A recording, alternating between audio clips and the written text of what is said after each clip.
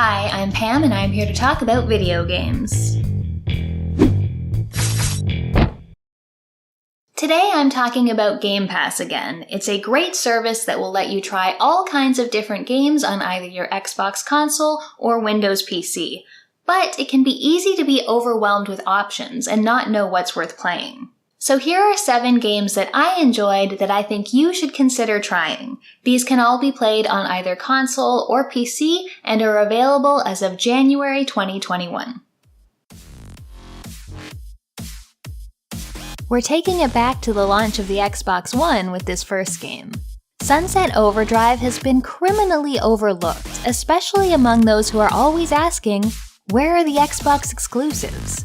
Developed by Insomniac, Sunset Overdrive plays like the love child of Jet Set Radio, Tony Hawk Pro Skater, and Saints Row. It has a rather silly story where your city has been overrun by people who were mutated by consuming the hottest new energy drink. You team up with those who are not infected, from a group of spoiled university students to a troop of LARPers, to try to uncover the truth of what happened and escape the city.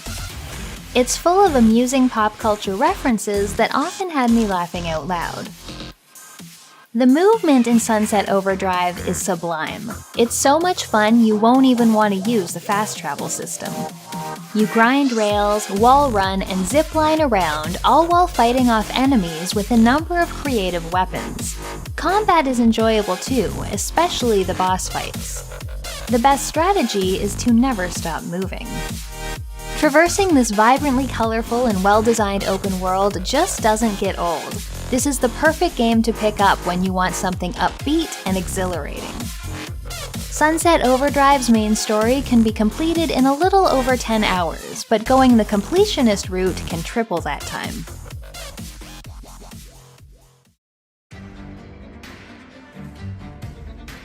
Roguelike deck builders are a pretty popular genre right now. One I thought I was kinda over before I tried out Monster Train.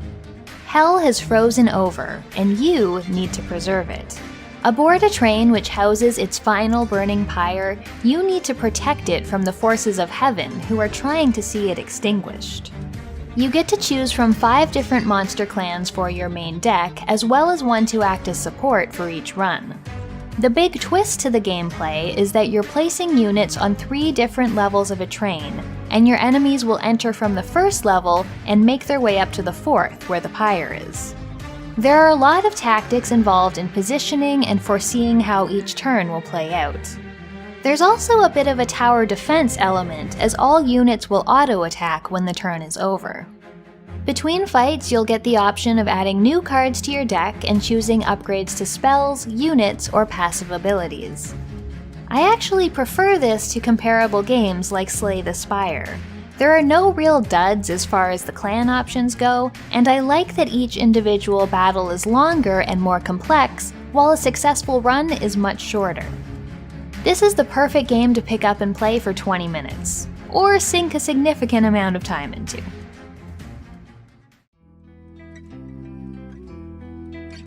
Yes, Your Grace is a kingdom management RPG where you play the monarch of a small kingdom, trying to balance keeping your subjects happy, preparing for an impending attack, and being a husband and father. Each day you'll see a lineup of subjects, all asking you for something. Maybe it's money to build an inn, or for your general to help them fight some bandits. You need to balance your resources of gold, supplies, and people, and you probably won't be able to keep everyone happy. Most of the decisions you make will have an impact. They could come back to haunt you later on, or they could save the people you love. While the day-to-day gameplay loop doesn't change much, there are also bigger overarching stories and mysteries to discover over a longer period of time. Like finding out who murdered another king, dealing with incoming marriage arrangement proposals for your daughter, or negotiating with all your contacts to get them to support you in the upcoming battle. The whole thing is done in delightful pixel art with an intuitive interface that works well on both PC and console. I know, I've played it in both places. If you're looking for some medieval strategy that is full of both irreverence and some real emotional gut punches, look no further. Yes, Your Grace is around 6 to 8 hours long.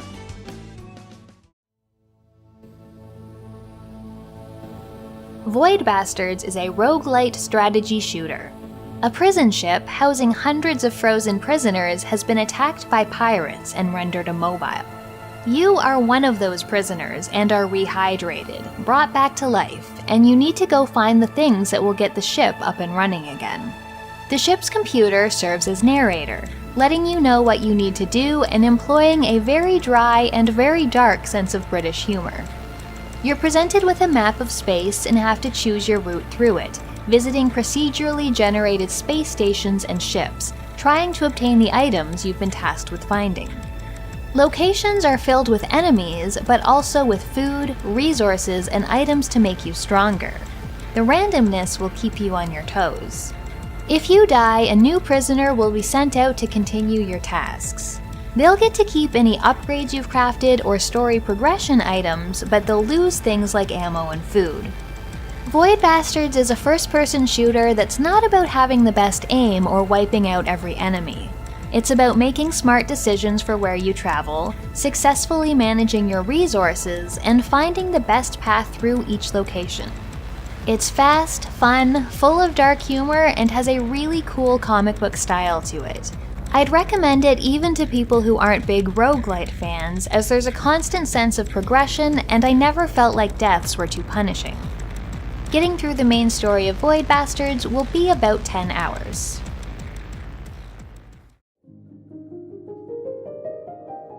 The Gardens Between is a beautiful and heartfelt puzzle game which uses the mechanic of time manipulation for its solutions. Two friends who live next door to each other go on a magical adventure through abstract dioramas of memories they have together. Playing games, a pool party, stargazing at night. The controls are ultra simple. Pushing forwards has the friends walking ahead, while pushing backwards makes them retrace their steps and also rewinds time. You can interface with items you come across and use a magic lantern to carry a spark of light. This must be taken to the top of each level. The puzzle solutions are quite inspired and make clever use of the environment. They're also the perfect difficulty, or were for me at least. I always felt satisfied when I solved one, but they never became frustrating and always played by the same rules. The story isn't told with a whole lot of words, but it conveys the joys of childhood friendship and the sorrows of friends moving away. The Gardens Between is a short and sweet 2 to 3 hours.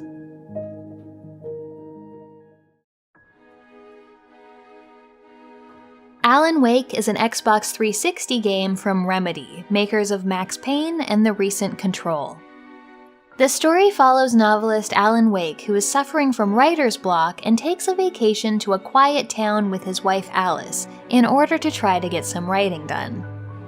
Not long after arriving, Alice disappears, and Alan finds himself surrounded by shadowy figures called the Taken, and experiencing the events from one of his thrillers, but one he doesn't remember writing. Alan Wake features creepy environments and great lore, including a Twilight Zone-inspired TV show you'll see episodes of throughout. Combat is third-person shooting, but before you can damage the Taken, you need to break their shields with light. The pacing of this game is fantastic. It's broken into episodes which are full of cliffhangers, and you'll never be doing any one thing for too long. It goes from Alan being alone in the woods, to exploring the town and meeting the locals, traveling with a friend, and experiencing amazing set pieces like fighting Taken with pyrotechnics while listening to Viking rock. Alan Wake manages to be spooky and keep you on edge without ever being outright scary. It's one of my favorite of the more cinematic action games, and a full playthrough will take about 12 hours.